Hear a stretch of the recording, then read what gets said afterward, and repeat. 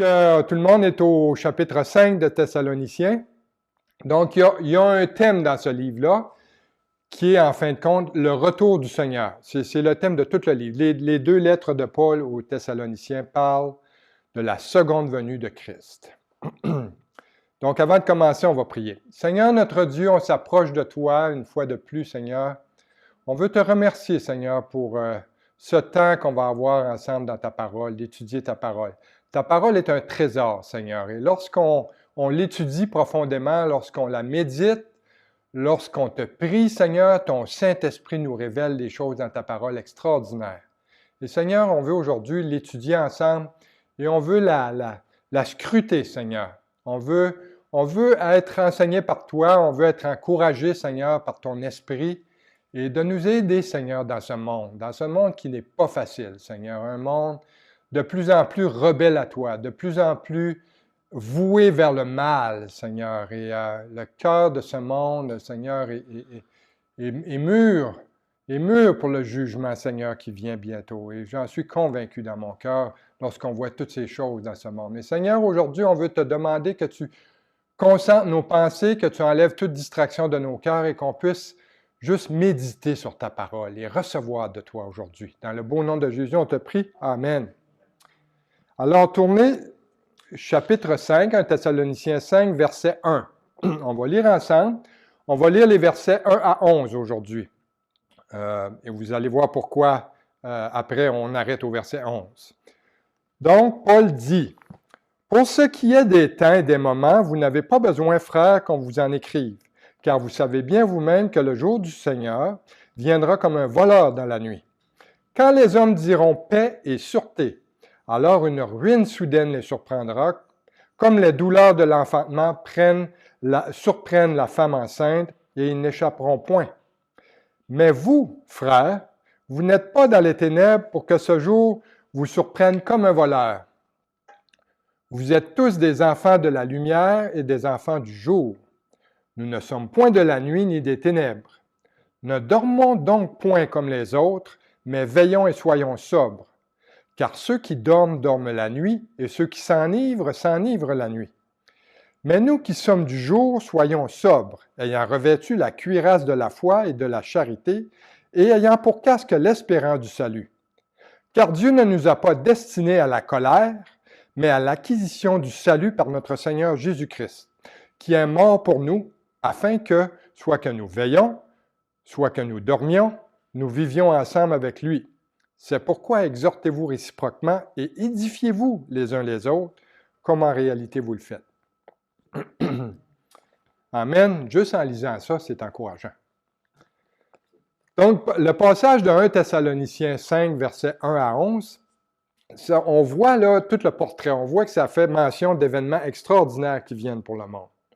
On est d'accord là-dessus? Il y a des choses qui s'en viennent pour ce monde. Et dans ce passage, Paul emploie tout le temps une expression. C'est quoi son expression? Le jour du Seigneur. Hein? On va voir c'est quoi le jour du Seigneur. Et c'est la question que je vous pose. C'est quoi le jour du Seigneur? Eh bien, le jour du Seigneur dont Paul parle, eh bien, c'est pas le jour du Seigneur comme le monde parle. OK? Moi, quand j'étais petit, là, le jour du Seigneur, là, j'écoutais ça à la télévision. C'était la messe le dimanche, OK? Ils appelaient ça la messe, le jour du Seigneur. Donc, là, tout le monde s'assisait et regardait ça. Je pense même que ça existe encore aujourd'hui. Mais, vous savez quoi? Lorsque Dieu m'a sauvé et que je commençais à étudier sa parole, j'ai commencé à étudier la Bible, j'ai compris que le jour du Seigneur, là, ça n'avait rien à voir avec la messe. Ça n'avait rien à voir avec ce qu'on voyait proclamé par la religion. Le jour du Seigneur dans la Bible, c'est en fait un sujet très important. C'est un sujet qui est mentionné 32 fois dans la Bible, le jour du Seigneur. Donc, c'est un gros sujet. Et puis, il y a deux vues. Il y a deux vues par rapport au jour du Seigneur dont Paul mentionne au chapitre 5 de 1 Thessaloniciens. OK? Donc, il y a la première vue qui dit, bon, c'est ceux qui disent que le jour du Seigneur, ça appartient à la partie précédente du chapitre 4, OK, qu'on a vu là à la fin du chapitre 4 qui parlait de l'enlèvement de l'Église. Donc là, il y a ceux qui disent que les deux sont reliés ensemble et qu'on ne connaît pas le temps où l'Église va être enlevée. Parce que tout ça peut arriver, là, il n'y a pas de chronologie à ça. Et Jésus va revenir comme un voleur, et puis donc, il nous dit de veiller, d'être sobre, et qu'on n'est pas destiné à sa colère. Et bon, c'est la vue, ça ne va pas plus loin. Deuxièmement, il y a la vue du jour du Seigneur suite à l'enlèvement de son Église. Okay? En d'autres mots, là, le jour du Seigneur commence après que l'Église est enlevée de la terre. Et cette vue-là semble parfaitement convenir à la totalité des Écritures. Quand on étudie le texte des Écritures, donc le prendre dans cet ordre-là, ça fait parfaitement du sens. Et ça indique aussi que le jour du Seigneur, là, ce sera un jour de jugement. Ce sera un jour de la colère de Dieu. Et vous savez que le sujet de l'enlèvement de l'Église, là, ça, c'est jamais mentionné dans l'Ancien Testament. Okay? Parce que c'est un mystère. C'est quelque chose qui n'était pas connu. L'idée qu'une génération entière, comme notre génération, donc une génération entière de croyants, puisse échapper à la mort physique, ça, c'était complètement un mystère dans l'Ancien Testament. Personne n'avait connaissance de ça. C'est l'apôtre Paul qui nous a révélé ça dans ses lettres. Entre autres dans Corinthiens, dans 1 Corinthiens 15 et dans 1 Thessaloniciens. Et aussi le Seigneur Jésus, comme on a vu la dernière fois, dans l'Évangile de Jean, chapitre 14. Seigneur qui dit qu'il va venir et va nous prendre. Et donc il y a plusieurs références dans l'Ancien Testament qui parlent du retour de Christ, qui parlent de sa résurrection. Mais concernant l'enlèvement, c'est la noirceur. Il n'y a absolument rien qui indique ça. Par contre, il y a deux exceptions dans l'Ancien Testament. Il y a deux événements particuliers qui sont arrivés. Il y a eu deux enlèvements. Il y a eu l'enlèvement du prophète Élie, qui a été enlevé dans un chariot de feu, et il y a aussi l'enlèvement de Hénoch, dans le livre de la Genèse. Donc, ils sont en fin de compte deux types de l'Église. Mais il n'y a pas d'enseignement doctrinal sur l'enlèvement comme tel dans l'Ancien Testament. Mais maintenant, dans 1 Thessaloniciens 5, Paul, il nous enseigne sur le sujet. Il dit, immédiatement après nous avoir enseigné sur l'enlèvement dans le chapitre 4, là, il nous expose le jour du Seigneur. Donc, ce qui est important là, pour nous, c'est de comprendre, c'est de définir qu'est-ce que l'expression « jour du Seigneur ». En comprenant qu'est-ce que c'est le jour du Seigneur, donc on va pouvoir comprendre la chronologie des événements, annoncés par Paul. Et pour vous aider à comprendre, là, on dit aujourd'hui qu'on vit dans l'âge de l'Église, on vit dans l'âge de la grâce. On est sous la dispensation de la grâce. On est dans le jour de grâce aujourd'hui. Mais ça ne veut pas dire que Dieu n'a pas manifesté sa grâce dans les temps avant nous, dans les dispensations précédentes. Non. Il y a beaucoup d'exemples depuis le livre de la Genèse jusqu'à nos jours où Dieu a manifesté sa grâce. On voit ça dans beaucoup d'autres livres de la Bible que Thessaloniciens. Mais lorsque ce jour de grâce va arriver à sa fin, eh bien, le jour du Seigneur va débuter. Et le jour du Seigneur, c'est la période de temps où Dieu va entrer en jugement avec les hommes qui ont rejeté Christ sur la terre. Vous savez, actuellement, Dieu tolère tout le monde. Il tolère les blasphémateurs, il tolère les athées, il tolère ceux qui ont des modes de vie complètement déréglés. On est dans le jour de grâce. Et on annonce le message de la grâce. Mais le jour du Seigneur va venir, je crois bien très bientôt, pour punir le péché de l'homme. Dieu n'agira plus de la même façon qu'il agit maintenant dans le jour de grâce. Ça va être comme au début, dans l'Ancien Testament, la loi du talion. Donc, ça va être, le monde va redevenir sous la loi divine. Et Dieu va entrer en jugement avec son peuple Israël et avec les nations. Mais on est certain d'une chose, c'est que Dieu même si on est dans le jour de grâce aujourd'hui, Dieu va amener chaque âme en jugement. Chaque âme, peu importe. La mienne, la vôtre, il va entrer en jugement. Mais nous, en tant que croyants, notre jugement est tombé à la croix, est tombé à Golgotha. Hein? Et nous, nos péchés ont été payés là. Donc, pour nous, ce n'est plus le jugement de Dieu qui nous attend. Okay? En tant que croyants, c'est le tribunal de Christ. Okay? Après l'enlèvement, ce sera le tribunal de Christ. Ça va être là où Dieu va distribuer ses récompenses pour notre fidélité à son service, à le servir.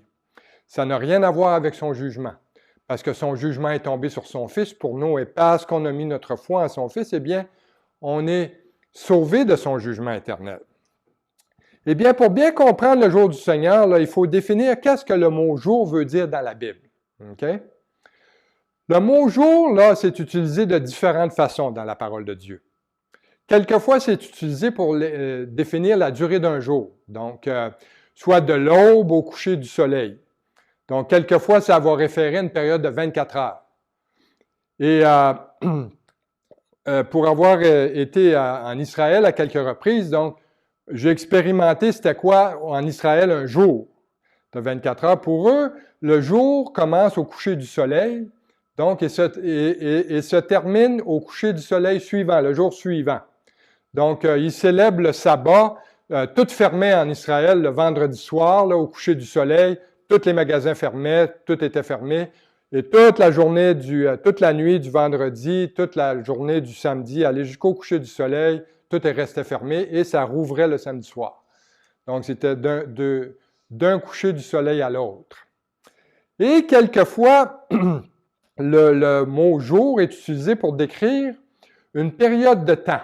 Okay? Des fois, on dit, ça, on voit ça plus en vieillissant. On dit, au jour de ma jeunesse. Hein? Au jour de mes jeunes. Non, mais mon père disait ça. Dans mes jeunes jours, hein, au jour de ma jeunesse. Et ça ne veut pas dire qu'on a été jeune une journée. Hein? On n'a pas été jeune pendant 24 heures. Non, ça veut dire qu'on a eu une saison de notre vie où on a été plus jeune. Il y a une saison de ma vie, moi, où je perdais moins mes cheveux. Il était tout là. C'était une saison de vie. Et le jour du Seigneur, dont Paul parle dans 1 Thessaloniciens 5, c'est utilisé ici dans le même sens. C'est une période de temps. Ce n'est pas une journée littérale de 24 heures.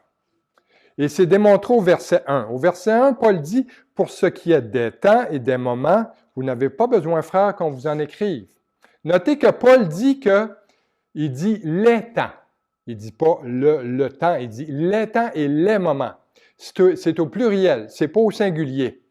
Ce qui veut dire c'est une saison, ce n'est pas une seule journée. Donc, si on comprend la définition du jour du Seigneur de cette façon-là, eh bien, ça, c'est la clé pour nous aider à comprendre la chronologie des événements qui viennent dans ce monde et qui sont décrits dans 1 Thessaloniciens 4, 17, qui parle de l'enlèvement, et de 1 Thessaloniciens 5, 2, où Paul parle de l'enlèvement de l'Église avant l'arrivée du jour du Seigneur.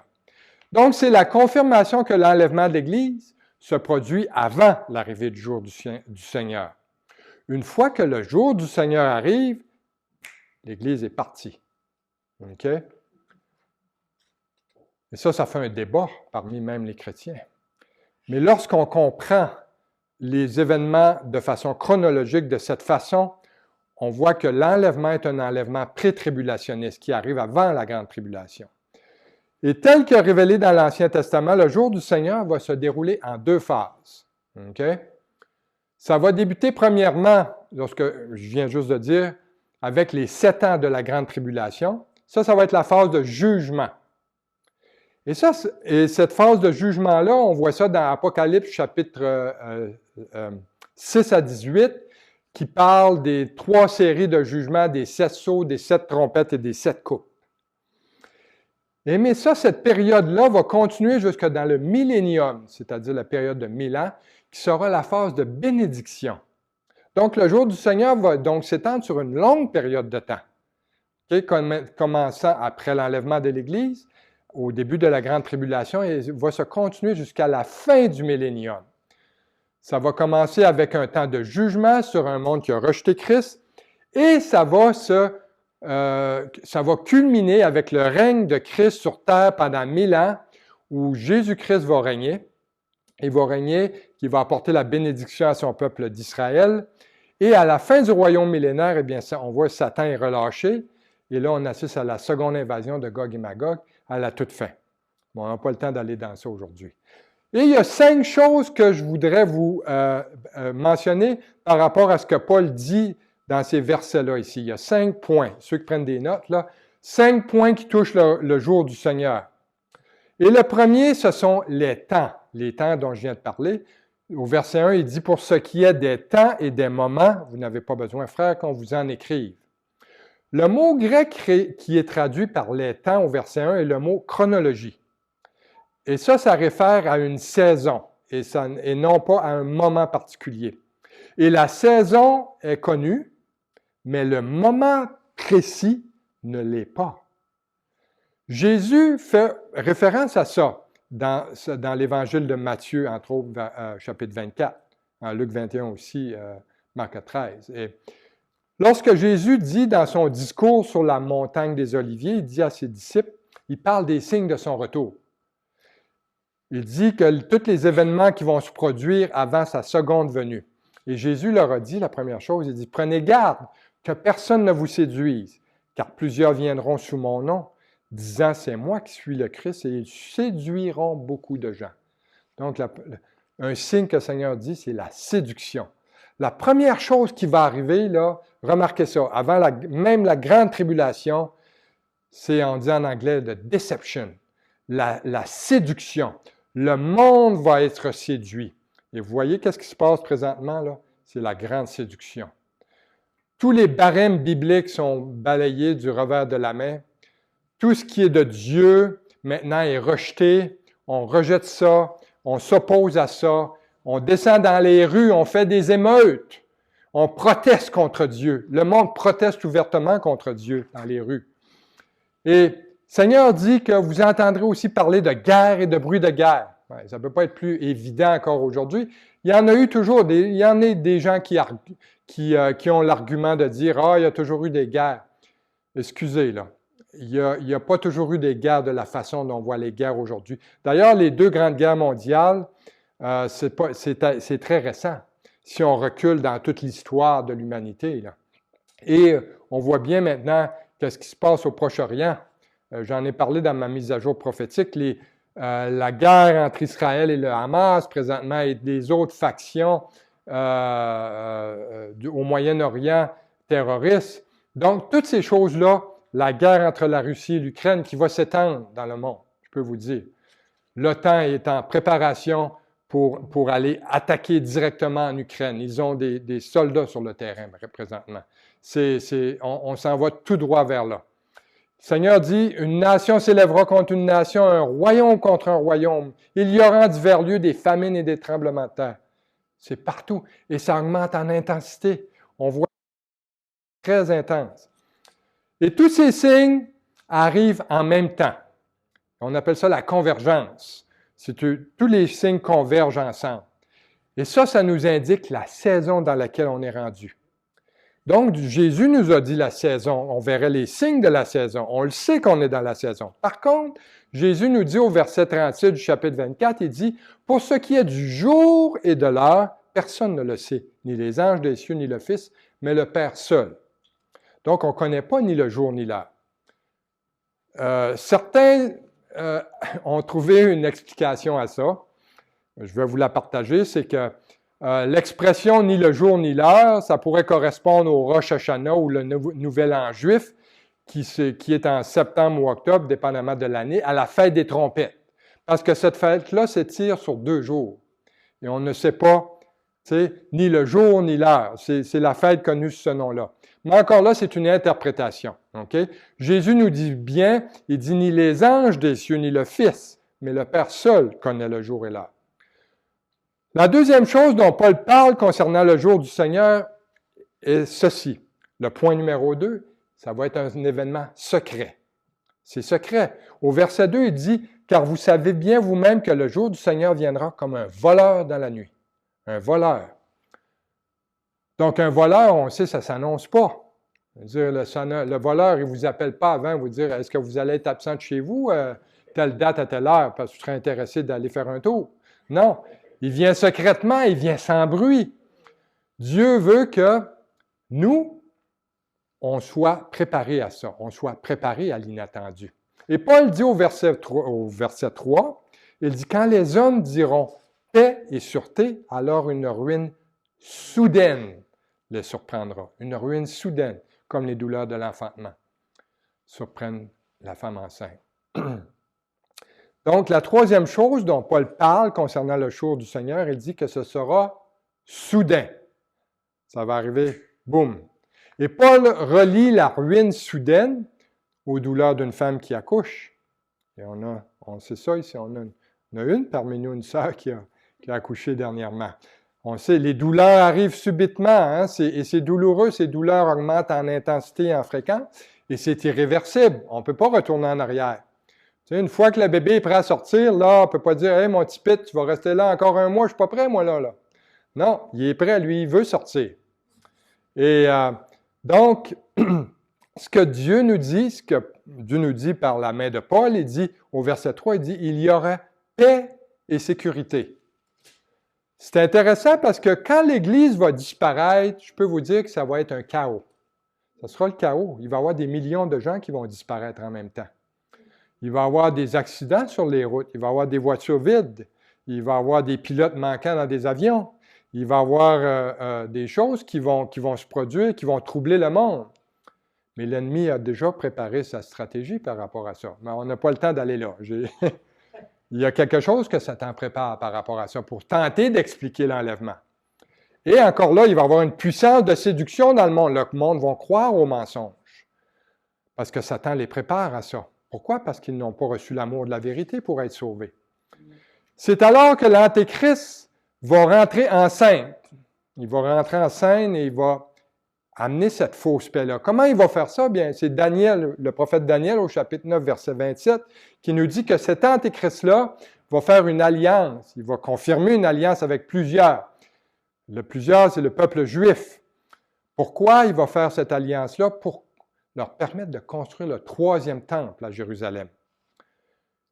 Et c'est le temple, d'ailleurs, qui est mentionné dans l'Apocalypse au chapitre 11.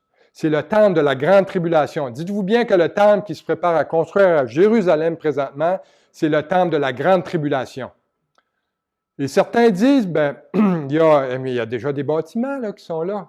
Il y a le dôme du rocher, qui en passant, le dôme doré qu'on voit là, sur toutes les photos, c'est pas une mosquée, ça, c'est un sanctuaire pour les musulmans. C'est un endroit qui est un, je sais pas, c'est pas le lieu de prière comme tel.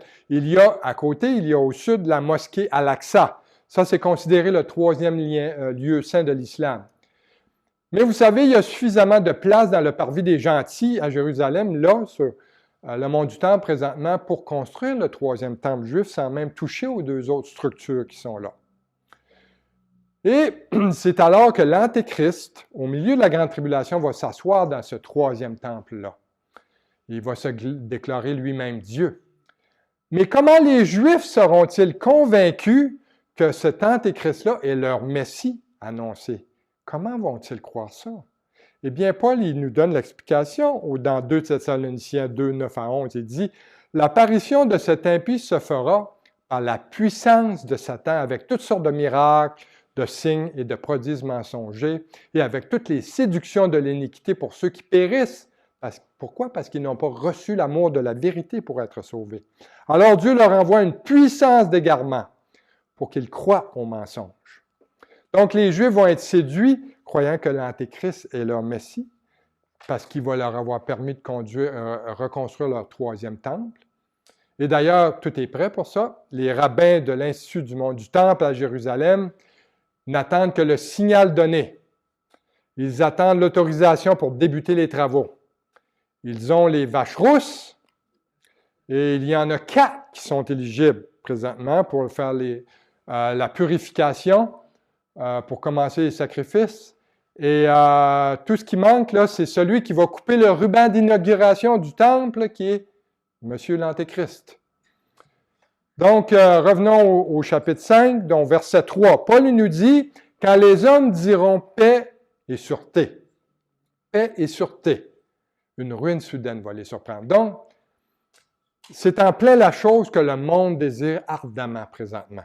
Avec toutes ces guerres là, qui se déciment partout à travers le monde, les gens, ce qu'ils veulent, là, c'est la paix. Ils veulent vivre en sécurité et en paix. Et d'ailleurs, l'ennemi a prévu ça. Donc, les dirigeants mondiaux de ce monde désirent ardemment l'établissement de ce gouvernement mondial. Il y a un gouvernement mondial qui se met en place présentement. Il y a une religion mondiale qui se met en place. Il y a une religion même qui s'appelle maintenant Chrislam, qui est une fusion de la chrétienté, de l'islam et du judaïsme ensemble. Et également, il y a la création du système bancaire mondial. Vous savez que bientôt, on n'aura plus d'argent physique dans nos poches. Tout va être électronique. Donc, cette paix-là mondiale est recherchée. Et ce gouvernement mondial-là qui va émerger, qui est en train d'émerger, donc, vous savez quoi? Le mot grec pour cette paix mondiale-là, ça s'appelle stupidité. C'est une idée complètement stupide. Pourquoi c'est stupide? Pourquoi je dis que c'est stupide? Bien, pour un enfant de Dieu, pour un chrétien, on sait très bien que la paix, ça ne vient pas de l'extérieur de nous. Il n'y a pas de paix à l'extérieur de nous. La paix, elle est à l'intérieur de nous. La paix, elle est dans notre cœur. La paix, elle vient de Jésus-Christ. Hein? La paix ne viendra jamais de la part des hommes. Jamais. La paix ne peut seulement venir que de Dieu. Amen. Et des événements extérieurs, là, ça n'apportera jamais la paix du cœur. Jamais. C'est pour ça que l'homme qui recherche la paix là, dans le monde, il perd son temps. Il perd son temps. Il devrait tomber sur ses genoux et implorer Dieu de lui pardonner ses péchés, de se convertir. Celui qui procure la paix du cœur, c'est Jésus. Et Jésus a dit dans Jean 16, 33, il a dit, « Je vous ai dit ces choses afin que vous ayez la paix en moi. Vous aurez des tribulations dans le monde, mais prenez courage, j'ai vaincu le monde. » Au verset 3, Paul mentionne aussi une quatrième chose concernant le jour du Seigneur. C'est quoi? Il dit, ça va être une ruine. Ça va être une destruction. Si on va dans l'Ancien Testament, là, on voit que ça part de l'Ancien Testament, le jour du Seigneur, avec l'idée de destruction. Donc, c'est le prophète Sophonie, au chapitre 1, versets 14 à 16, qui mentionne ça. Le prophète Sophonie, il parle du jour du Seigneur comme étant le jour de jugement. D'ailleurs, ce fut premièrement un jour de jugement lorsque Israël a été envahi par l'Empire babylonien et ils se sont retrouvés esclaves à Babylone. Donc, l'Empire babylonien est venu régner sur Jérusalem. Mais cette prophétie-là, elle contient un double accomplissement. Elle contient un double accomplissement parce qu'elle a aussi un accomplissement futur. Hein? Elle parle aussi du jour de l'Éternel comme étant le jour de sa colère et de la destruction après l'enlèvement de l'Église, les 7 ans de tribulation. D'ailleurs, Sophonie, il dit au chapitre 1, verset 14, il dit « Le grand jour de l'Éternel est proche.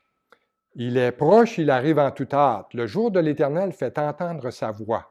Et le héros pousse des cris amers. Ce jour est un jour de fureur, un jour de détresse et d'angoisse, un jour de ravage et de destruction, un jour de ténèbres et d'obscurité, un jour de nuées et de brouillard, un jour où retentiront la trompette et les cris de guerre contre les villes fortes et les tours élevées. » Ça ne sera pas beau. Hein? Vous voyez, le point ici, c'est que le jour du Seigneur, là, que va être la grande tribulation, ce sera un jour de destruction. Ça va être un jour de détresse, un jour de ténèbres, d'angoisse. Les riches de ce monde vont dire, là, d'ailleurs, ils ont déjà commencé à se bâtir des abris, hein, si vous ne saviez pas, là. Ils se bâtissent les grands richissimes de ce monde, là, qui ont beaucoup d'argent à gaspiller, là. Ils construisent des abris parce qu'ils ont peur de ce qui s'en vienne. Bien, qu'ils tremblent. Parce que ce qu'il faut, c'est qu'ils tremblent assez, là, qu'ils se repentent, qu'ils viennent à Dieu, à Jésus-Christ. Et Paul continue au verset 4 et 5 et dit, « Mais vous, frères, vous n'êtes pas dans les ténèbres pour que ce jour vous surprenne comme un voleur. Vous êtes des enfants de la lumière, des enfants du jour. Nous ne sommes point de la nuit ni des ténèbres. » moi, j'aime tellement ces versets-là. Là.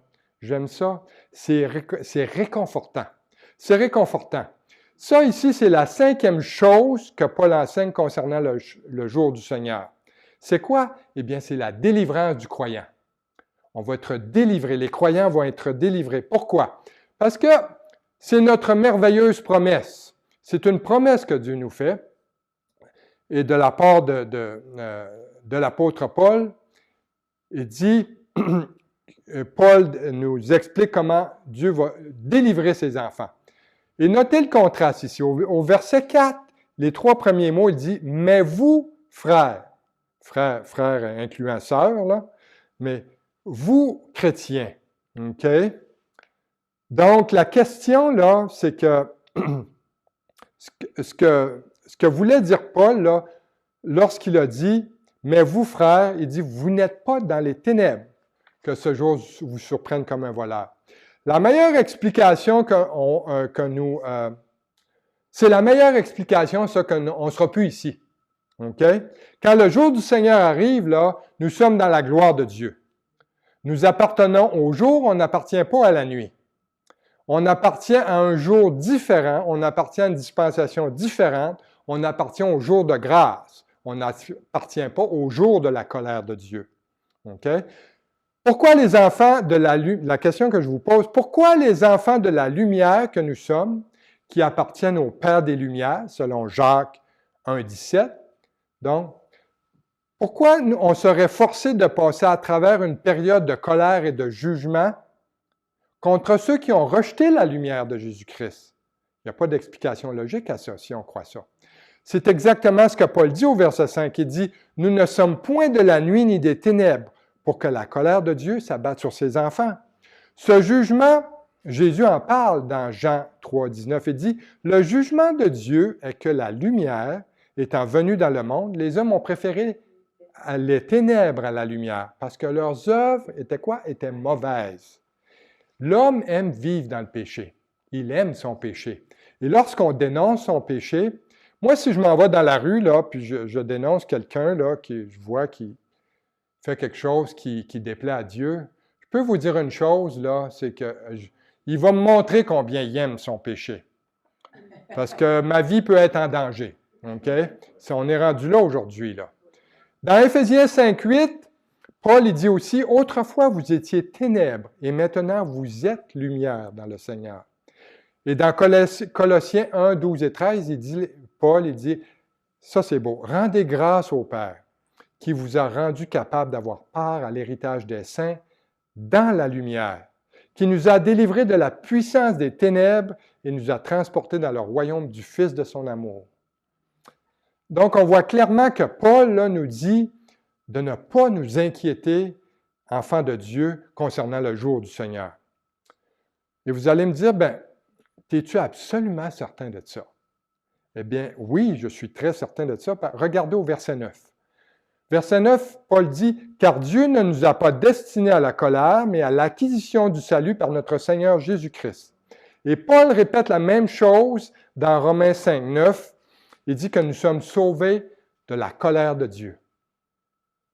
Et lorsqu'on va étudier le livre de l'Apocalypse, on voit qu'au chapitre 3 de l'Apocalypse, quand Jésus, par la main de Jean, s'adresse à l'église de Philadelphie, une église fidèle, au verset 10 du chapitre 3, il dit « Je te garderai aussi à l'heure de la tentation qui va venir sur le monde entier pour réprouver les habitants de la terre. » Maintenant, on rentre dans l'autre section, versets 6 à 11. On va regarder ensemble ce que Paul nous a enseigné et comment on devrait appliquer cet enseignement-là prophétique que Paul vient de nous donner.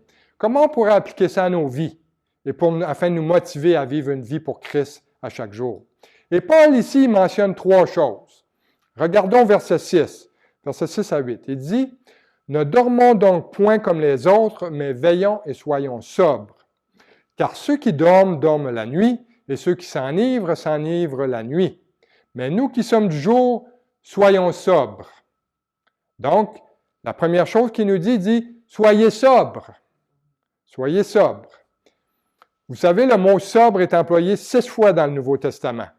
Ça signifie dans ce sens, être calme, être tempéré, être recueilli.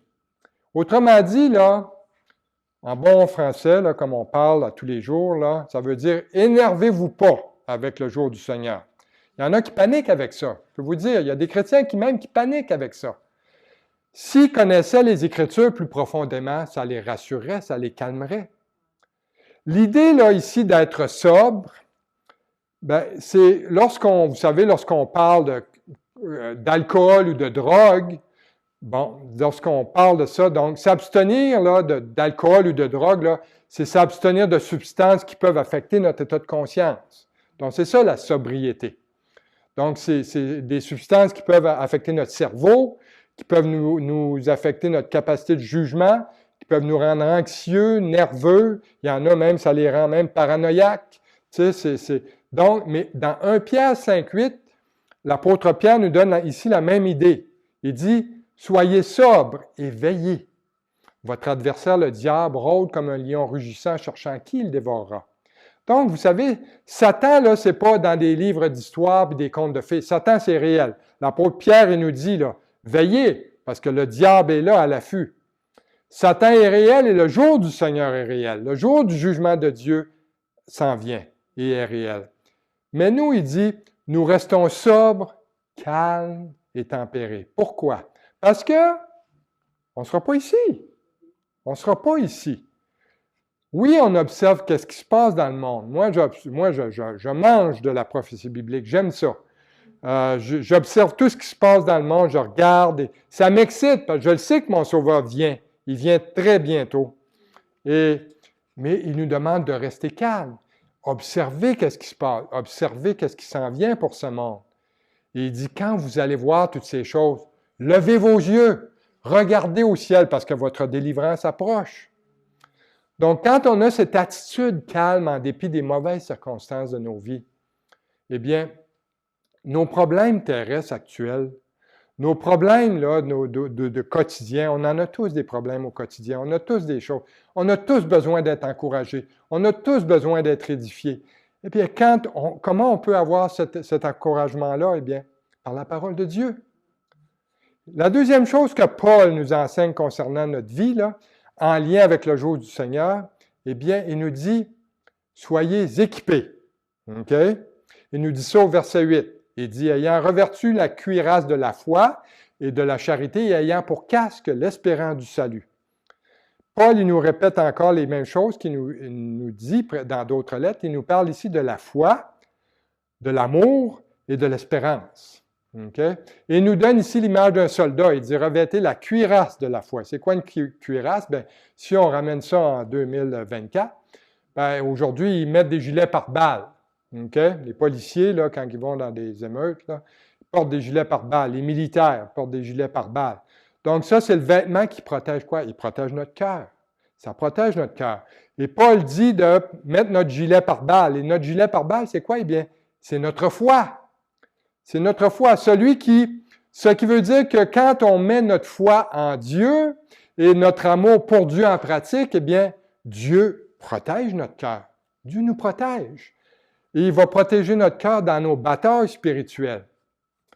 Et Dieu nous fait cette promesse là, dans Philippiens 4,7. Il dit, « Et la paix de Dieu, qui surpasse toute intelligence, gardera vos cœurs et vos pensées en Jésus-Christ. » Amen.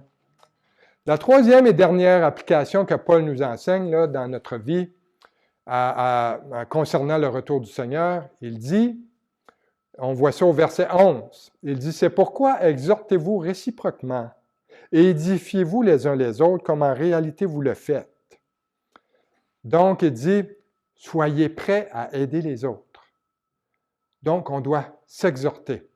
L'exhortation ici mentionnée là, par Paul, on peut faire ça de deux façons, dont on voit. Il nous mentionne deux façons.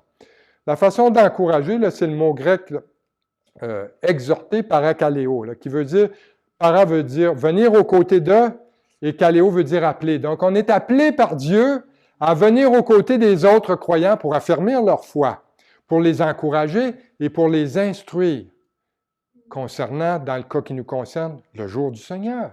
Ceux qui sont inquiets avec ça, là, bien, notre job, là, c'est de les rassurer, De dire, écoute, là, tu as mis ta foi en Christ, tu es sauvé, tu es né de nouveau, serre-le, lève les yeux, attends son retour, il vient bientôt. On n'est pas des enfants de la colère, on est des enfants de la lumière. Donc, on n'a pas besoin d'être inquiet avec ces choses-là, on n'a pas besoin de paniquer, parce que Dieu nous a lavés par son sang. On vient de prendre la table du Seigneur. Dieu, on sait, le sacrifice, ça a coûté sa vie, ça. Et c'est éternel. Dieu a pardonné nos péchés passés, présents et futurs. Et lorsque Dieu va abattre sa colère sur la terre, ça va être pour les incroyants de ce monde. Et finalement, Paul dit, « Édifiez-vous les uns les autres. » Eh bien, je peux vous dire que moi, quand je me mets à parler du retour du Seigneur, premièrement, ça m'édifie moi-même et ça édifie les autres autour concernant l'Église. C'est excitant de penser que notre Sauveur vient bientôt. Il n'y a personne dans d'autres générations qui avait autant de signes comme on a aujourd'hui. Il n'y a personne. Israël n'existait même pas avant 1948. L'horloge de l'humanité qui est Israël, qui régule le monde entier, qui est la boussole du monde entier, que le monde veut l'ignorer, là. C'est drôle des fois. Des gens qui sont complètement ignorants des Écritures, de la Bible, tout ça, et qui voient tout ce qui arrive présentement en Israël, disent, voyons donc, pourquoi ils parlent toujours d'Israël, puis Israël ici? Parce que l'Israël, c'est l'horloge de l'humanité. C'est le peuple de Dieu sur terre. C'est son peuple ici sur terre.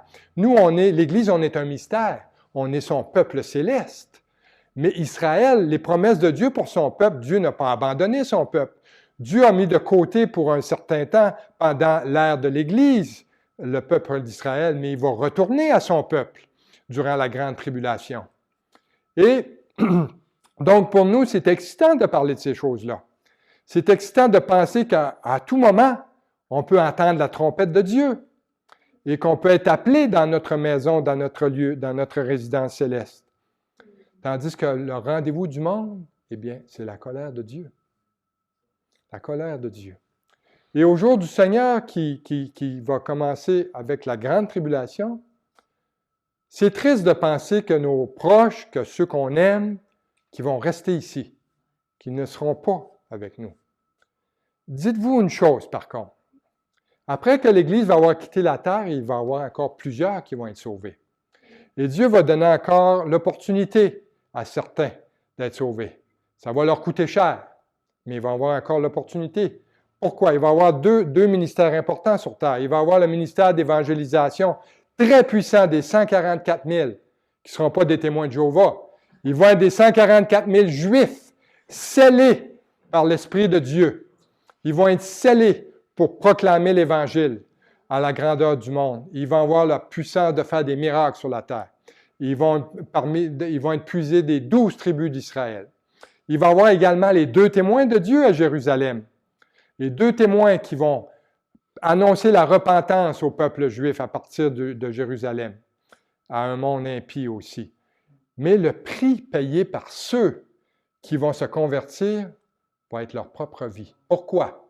Parce que tous ceux qui vont rejeter l'Antéchrist vont être mis à mort. L'Antéchrist ne laissera pas la vie à ceux qui ne voudront pas rentrer dans son système mondial, à la fois économique, religieux, spirituel, tout ça. Donc, ils vont avoir à payer cher. Mais Dieu est un Dieu de patience. Dieu ne veut pas qu'aucun périsse. Et il donne l'opportunité à tous et chacun d'entendre l'Évangile.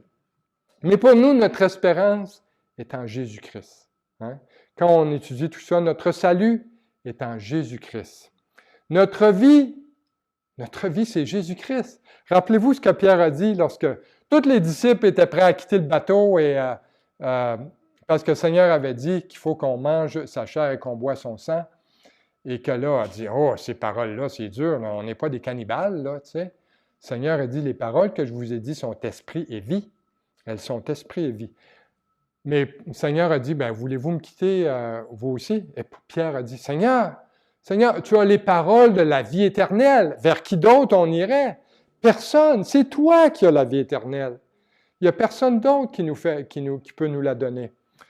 Donc, soit que, comme Paul dit, soit que nous dormions, ou soit que nous vivions, ou en d'autres mots, comme on a vu la dernière fois, soit que nous soyons morts en Christ, ou encore vivants au jour de la trompette de Dieu, eh bien, Dieu va soit ressusciter nos corps au son de la trompette, si nous sommes morts, ou nos corps vont être changés à l'enlèvement de l'Église, et on va toujours être avec Christ. Donc, c'est avec ces mots-là qu'on doit s'exhorter. Je vous encourage et gardez ça en tête. Quand vous voyez toutes ces cochonneries-là arriver dans le monde, gardez vos yeux au ciel. Gardez un esprit de prière et demandez à Dieu qu'il vous donne une vision céleste de lui pour ne pas être affecté par ces choses-là, toutes ces saletés qu'on voit dans le monde. Nous, le Seigneur nous a lavés par son sang. Et il peut garder nos esprits, garder notre âme pure. Et tous ceux qui sont en Christ, bien, on a le Saint-Esprit. On a ce Saint-Esprit-là qui habite en nous. Et c'est ce Saint-Esprit-là qui va bientôt nous arracher de ce monde. Il va nous prendre de ce monde avant le jour du Seigneur. Et nous vivrons avec lui. Hein? Quelle joie précieuse et quel encouragement. Amen. Amen. Prions. Seigneur notre Dieu, on veut te remercier, Seigneur, du fond de notre cœur pour ta parole. Ta parole est tellement riche, Seigneur. Ta parole est tellement encourageante, Seigneur. Je te prie pour chacun de mes frères, mes sœurs ici, Seigneur, et ceux même qui vont écouter en ligne, Seigneur. Que tu puisses encourager tous ces croyants nés de nouveau, Seigneur, qui attendent bientôt cette délivrance, qui attendent bientôt, Seigneur, le son de la trompette de Dieu, Seigneur, qui va retentir. C'est là notre bienheureuse espérance, Seigneur. C'est là cette espérance à laquelle on doit rester attaché. Parce que, Seigneur, on est des humains, on est oublieux, on oublie facilement. On a besoin d'être remémoré, d'être rappelé, d'être ramené à l'ordre, Seigneur, par toi. Et, Seigneur, garde nos cœurs bouillants pour toi, Seigneur, avec ce feu dans nos cœurs pour toi, pour proclamer ce message à ce monde perdu. Et, Seigneur, merci. Et bénis ton peuple, Seigneur. Dans le beau nom de Jésus, on te prie. Amen. Amen.